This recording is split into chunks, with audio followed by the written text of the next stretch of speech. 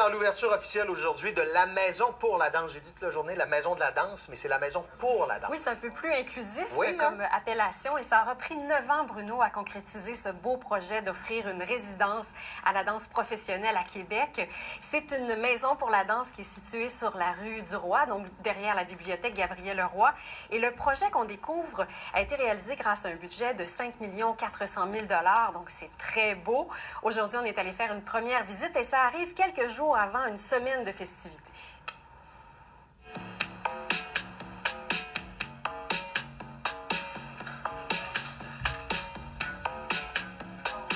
C'est lumineux chez vous? Bienvenue. Bonjour, madame. Valérie. Bonjour, plaisir. Ça me fait plaisir de vous accueillir.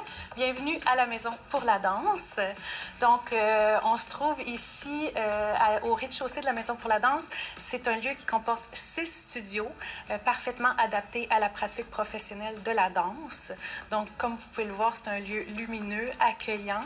C'est un lieu de création et de développement artistique. On trouve le studio B ici, qui est vitré, qui donne une vitrine sur la rue, donc qui donne une vitrine à la danse.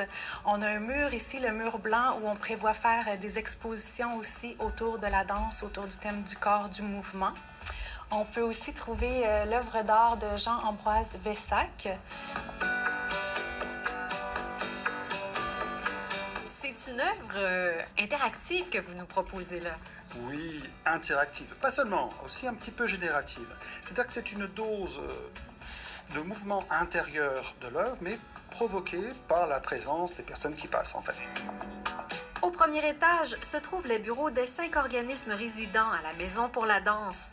La Rotonde, Danse cas par cas et l'Artère notamment. C'est incroyable pour nous d'avoir ce lieu-là. Ça multiplie les possibilités de rencontres, de stages, de nouvelles créations, de productions, les bureaux pour les compagnies aussi.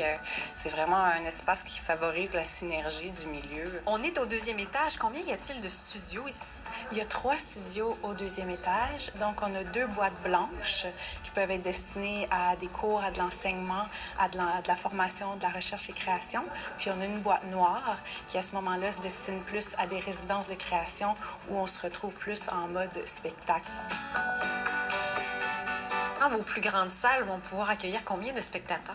On a plusieurs salles, justement, de formats différents. Celle qui est au rez-de-chaussée avec un gradin, on parle d'un gradin pour 60 personnes, mais officiellement, dans d'autres configurations avec des gens debout, ça peut être facilement être 150, 200.